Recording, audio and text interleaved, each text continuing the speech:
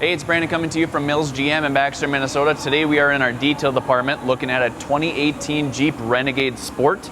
Stock number is 2I220001A. Just in the detail department, so it's getting all nice and dried up here from getting cleaned up. So it should be out on a lot very soon.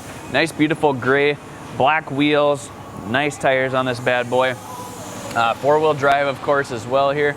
Let you pop in the inside there. You've got nice touchscreen, all the charging ports and everything you'd want. This does have an aftermarket remote start built in for you as well. Plenty of room in the back seats as well here if you have a pile of people with you. A lot of nice room in this in the back behind the seats here too. So you do have quite a bit here.